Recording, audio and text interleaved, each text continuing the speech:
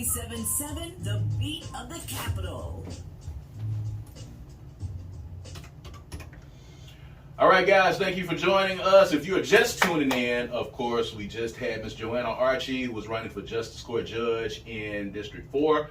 And we have Miss Erica Archie, one of the founders of First Friday on Farish. So if you missed that, make sure that you're out on Farish Street on April the 14th at 5:30. It's a free event. It's like a First Friday event. There's going to be vendors. There's going to be music. Make sure you go and check that out. All right, that is definitely Good Things Jackson. I hope you guys are enjoying your Easter Sunday, and you're just if you're just joining us, of course, as promised at the top of the show, I've got friend of the show and frequent guest of the show, Representative Chris Bell. Appreciate you for joining. No, thank you, brother. Appreciate you for having me. You know, I have you on here because I've been concentrating a lot on the legislative session. Right. We know we've got a lot of garbage talk going on in City Hall, amongst other things, and I know people are concentrating on that, and that is a very important issue.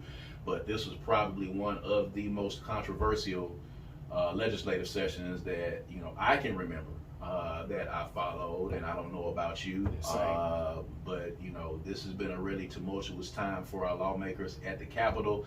A lot of crazy bills came through. A lot of folks, in my opinion, came to Jackson during this session with the intent on trying to handcuff Jackson, Mississippi as much as possible.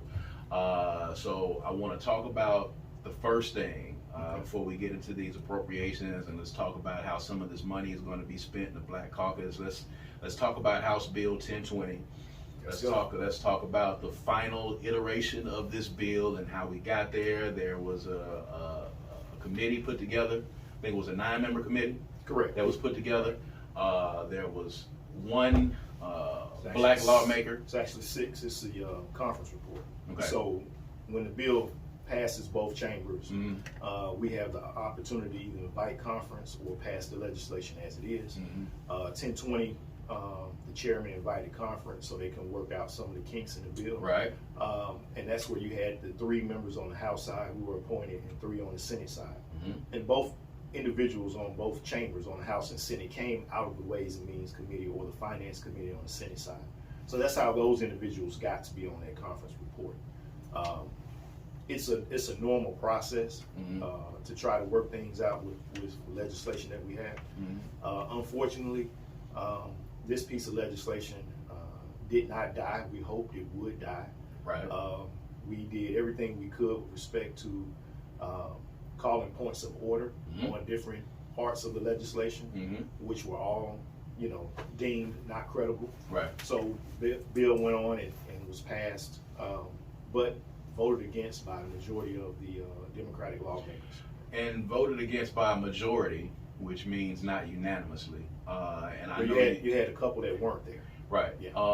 And I know you don't, want to particularly get into this on your end, and I'm not going to, have you to get down in the weeds, as it were. But Right. I did see that one of your colleagues was chosen. One of the least vocal of your colleagues was chosen for this particular committee. And dare I say, in my opinion, Right. It is my opinion and not the opinion of Representative Chris Bell that this person was chosen for this committee because they were going to rubber stamp everything that was presented to them on House Bill 1020. And I have made the statements on social media, and again, this is me, that one of the reasons that this bill was able to pass is because there was not any solidarity on the Hinds County delegation or the Black Caucus, because this particular person, it seems, or allegedly, was in favor of the bill in most of its forms and wanted to get it passed and was basically put on this committee to rubber stamp it. And that representative was Representative Earl Banks, who was on the committee, and this is for a public record. This is not me saying this, but he was a member of the committee, the only black member of the committee as well. And it just seems like the entire Hinds County delegation had several other people who I feel could have gone on that committee to fight for it. You can make the case, I suppose, that the bill was at a point where there was nothing that anyone could do at that point. But at the very least, there could have been some type of fight put up. But do you contend that there was little that could be done at that point? Well, once it gets to that point, I mean, it's really, you agree with what's in the conference report or you don't.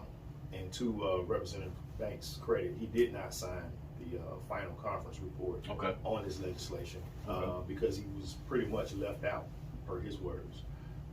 He had asked for information about the bill that they would talk about it, because when you do conference reports, you can either sit down and have a meeting in a room and talk about it, or you can walk past each other in the hallway and discuss the conference report. You can be at dinner discussing the conference report. There's no set way that we have been doing conference reports in that building. Right. So he felt that he was left out of the process of being on that conference committee and did not sign that final report. So Right. to his credit, he did not do that. So that is problematic that he was not even involved in the conversation, correct? Right. Oh yeah, no doubt. Well, see, when you're in a super majority, I mean, they do what they want. They don't have to do it. Right. And that's the issue that we have been dealing with since I've gotten there. You talked about how tumultuous this session was. I thought my first year in the legislature was the worst, but this one by far surpasses it. In what ways? Just the attitude toward the city of Jackson. It's, you know, there was a moment in that body when the bill started hitting on the board, you know, and it was like Jackson, and they were all negative bills. And I finally lost my cool when the last bill popped up about fining the city of Jackson $1 million for illegal dumping in the Pearl River. Right. Because one lady thought that people in Jackson were going to the Pearl River dumping illegal toxins in the water to harm the cities and municipalities downstream. I had no idea. It's stupid. Right. And it set me off. And you know, that's the attitude that some of those people have down there. Not all, just some. And when you have bills like 1020 pop up, expanding Capitol Police throughout, you know, the city of Jackson, not providing enough support with respect to infrastructure, trying to take the 1 cent sales tax away from the city of Jackson, which was deemed for roads and bridges, and they want to make it allocated for all water issues that we have in the city. Right. City of Jackson, just asinine. Right. And so those are things that we have been fighting about. Yes, we've had some members of our delegation say, hey, look, we want a piece of the Capitol Police on this area, protecting this certain group of individuals, what have you. Fine and dandy, I get it. We all want security. We all want to be safe. Nobody is promoting crime. But there's a right way to do things. Right. And the way this bill was introduced, it was not introduced on the behalf of the citizens of Jackson. Right. Whoever requested this bill to be introduced did not think well enough of the delegation to have a meeting to talk about this. Right. Because when the Capitol Complex was first presented, we had a meeting. We had meetings. We talked about it. I said earlier on the show, I actually campaigned on this concept. Right. And we had a conversation with then Representative Bill Denny, who put us all in the room. He was a Republican, a lone Republican. We all talked about it. We all came up with ways to make this piece of legislation work, and it worked. And it was working just fine until this past session. Right. So let's talk about that a little bit. You and I talked offline about that, talked about, you know, what seems to be a disjointed Hinds County delegation when it comes to the instance of 1020, and a disjointed Black Caucus. You have now been named the new chairman of the Mississippi Black Caucus. Talk a little bit about that. Talk about how they came about. You know, it is an honor for you to be chosen by your colleagues to lead this body, but now comes with it a huge responsibility, because now you are the chairman for this body of Black lawmakers in the state of Mississippi. So talk a little bit about how they came about, and talk about what some of your goals are going forward as the chairman of the Black Caucus. Well, I'm glad you asked me about it. Yes, I take this role very seriously, just like I take myself walking in the halls of that Capitol very seriously. I mean, there are individuals that don't look like me, that don't want to see me in the hallway. Exactly. There are people that don't look like me, that don't want to see me in this chairmanship. Right. But it's here now. I was supported by my colleagues. I'm thankful for it. And I know the burden is heavy, but I'm willing to carry it. I have a vision for us to be more vocal, to have a more say in our legislative ask when we come back to the Capitol next year. We're not going to be passive aggressive. We will be aggressive. You'll hear a lot more from us. Our social media will be much more livelier than what it's been in the past. I'm looking forward to organizing my first ever, well, let me rephrase that. It's not the first ever, but organizing our internship program. Okay. That we can actually work with students from Jackson State, Millsaps, and Tougaloo College. Tougaloo is already on board as well as Jackson State, just waiting on Millsaps to respond. So we're going to do a lot of things different than what we've done in the past. And I understand that I'm standing on the shoulders of some guys and ladies who have gone before me and have done great work with the caucus. But it's my turn to lead and be that leader for our folks. I think particularly the internship program, I think is very vital because, we have learned in this legislative session that voting is important.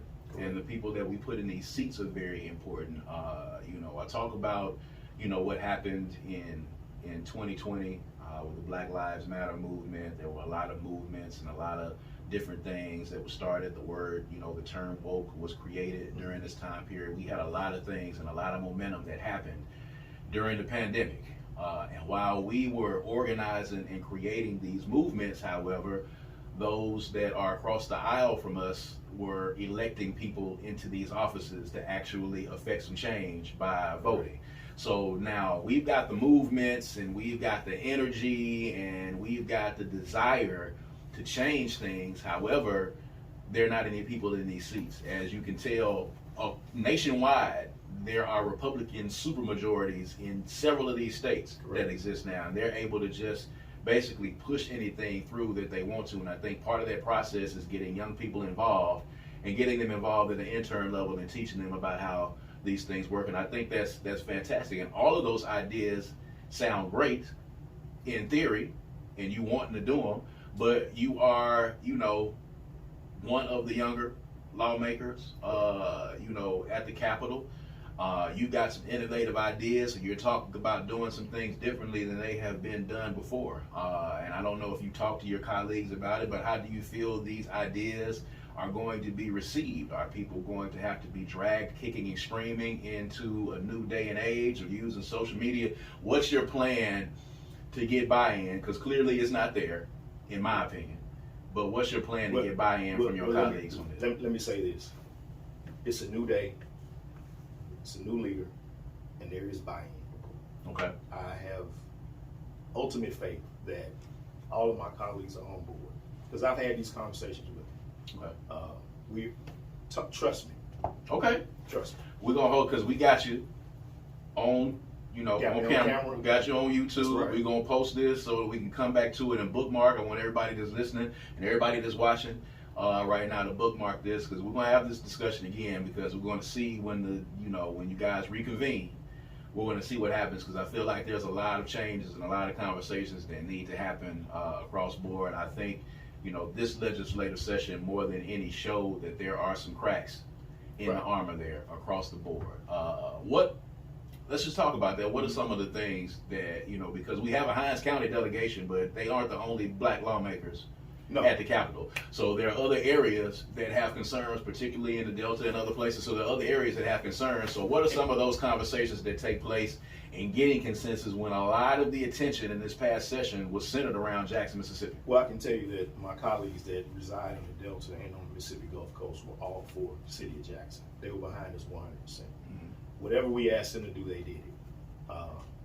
From finding points of order on different pieces of legislation, from asking questions, going to the well, they were all on board with us. We have in the Black Caucus, as well as the Democratic Caucus, we have individuals that are looking out for the city of Jackson who fight with us, and that's what we need. And that's, you said the turning point, that has been the turning point. That's why I have full faith and credit that next year we're going to be fine.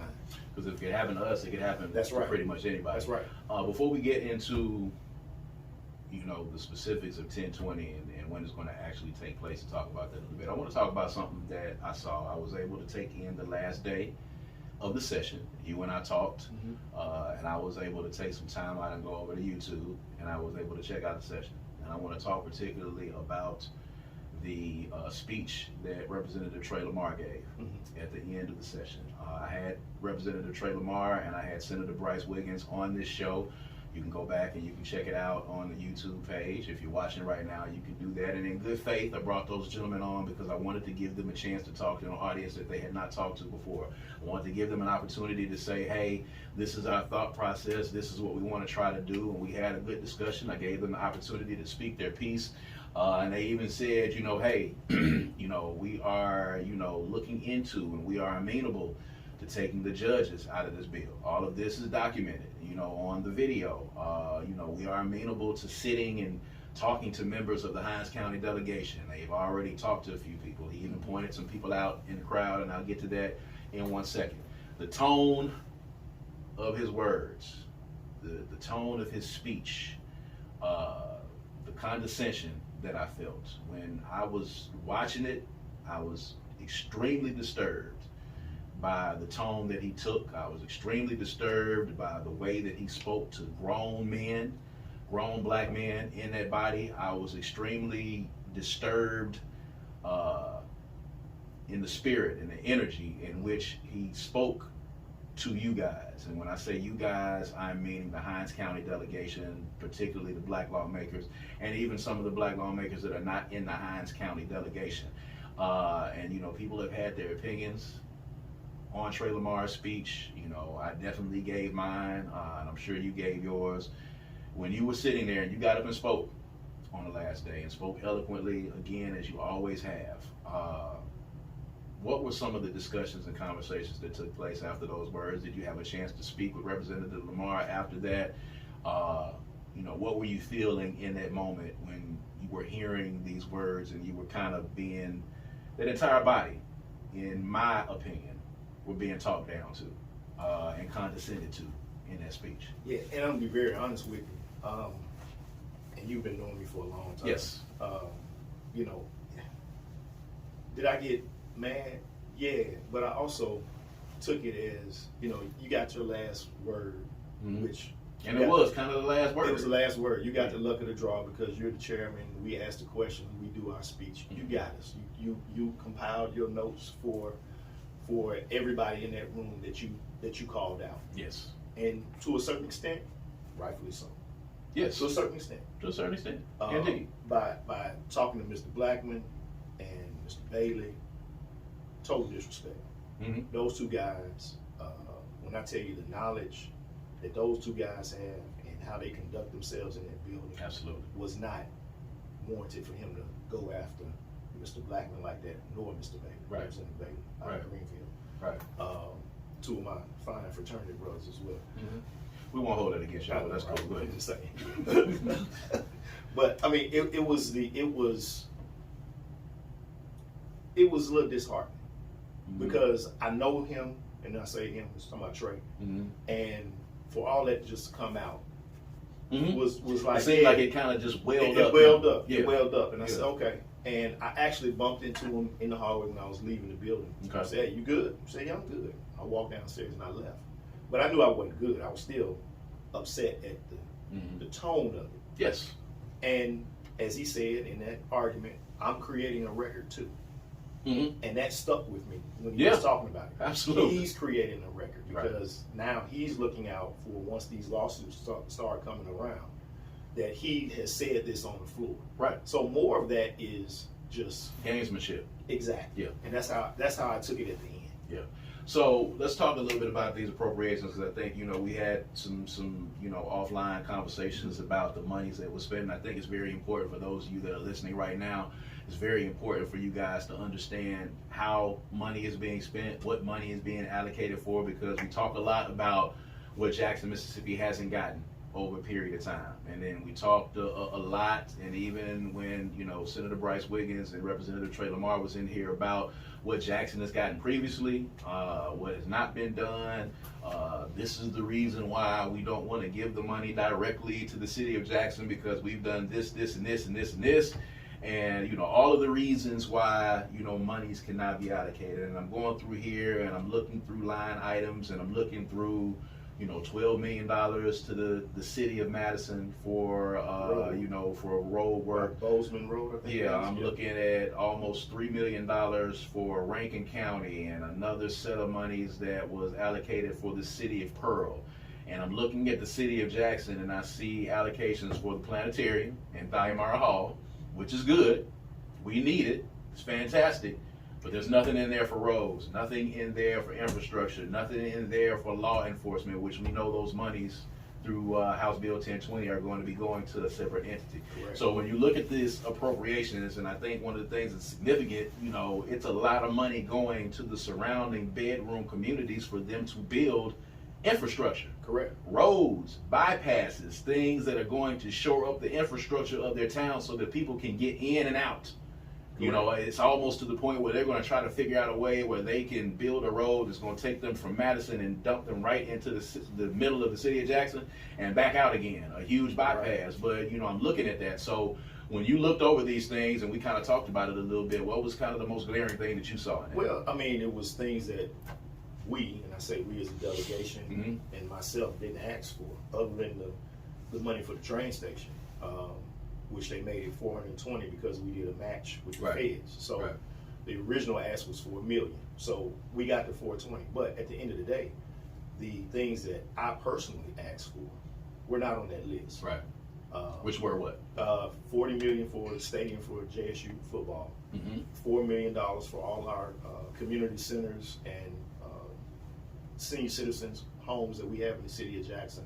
The city of Jackson owns to repair and upgrade all those areas, like Grove Park, Tougaloo Community Center, places like that. Yeah. I asked for another $2 million. $1 million for the parking lot in front of the convention center again. So those are some which things needs it badly. Correct. Yeah. And my understanding that the convention center lobbyists had a meeting with the governor and told him how significant it was for them to have that, and he agreed. But when the final version of this act came out, it was not there.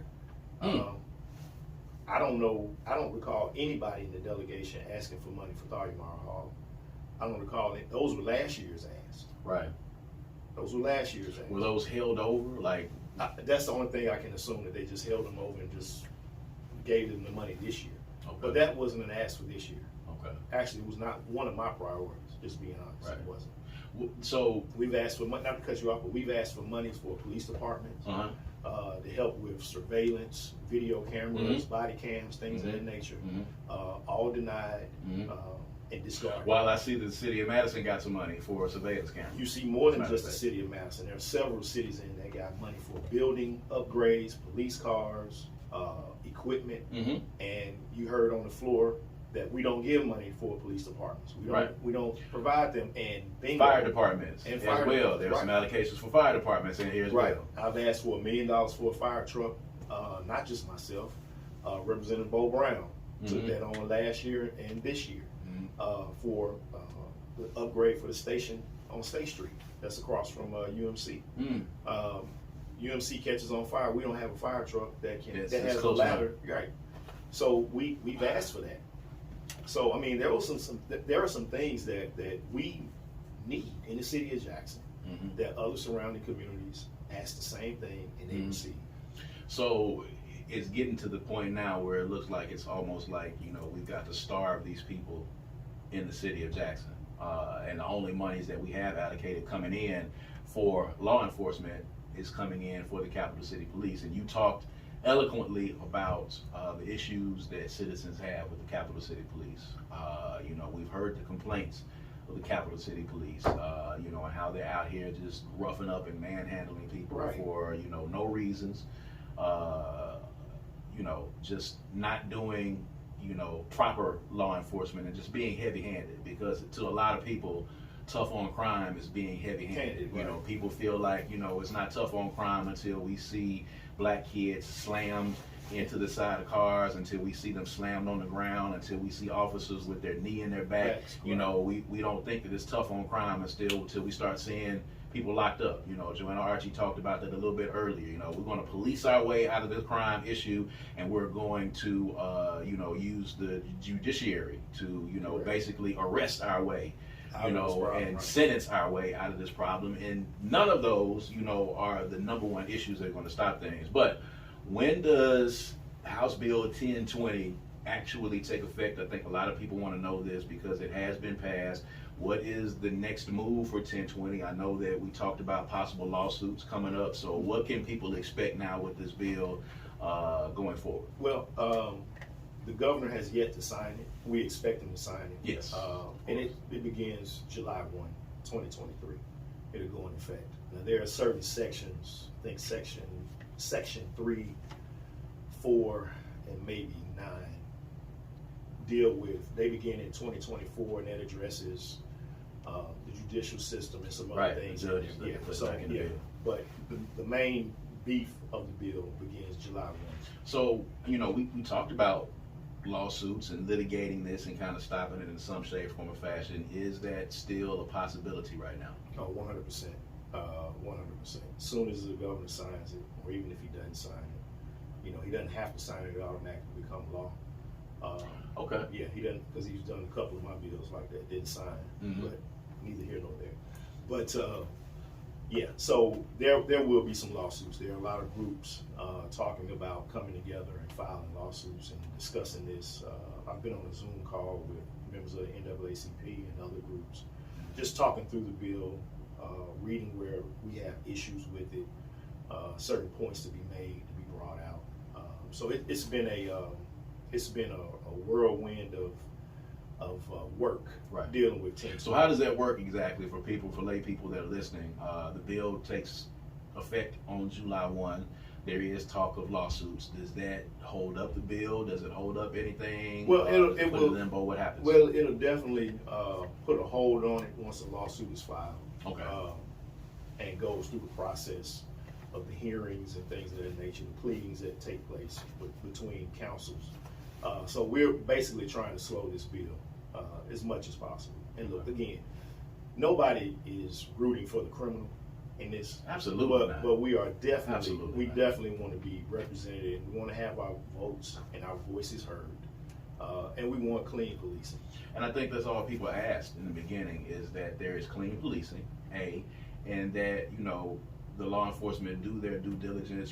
Everyone wants to feel safe, but that does not mean, again, people, that does not mean being heavy-handed. That does not mean sending out the Gestapo and stormtroopers out on the street. I know for a lot of people that, gives you the appearance of safety, but, it also creates another type of energy and another type of attitude that you do not want in your communities. You don't want your kids and the younger people, we had Officer Friendly when we was coming up and we were in school, and that was trying to impart upon kids that law enforcement officials were friends, and colleagues in the community, co-workers, teammates in the community, and that is not the impression that has been made now. We're growing up in an era now where there's definitely a schism that exists between the community and law enforcement. And I think that House Bill 1020 is going to probably widen that gap a little bit, unfortunately, but we're going to see. Go ahead. Yeah, no, it will.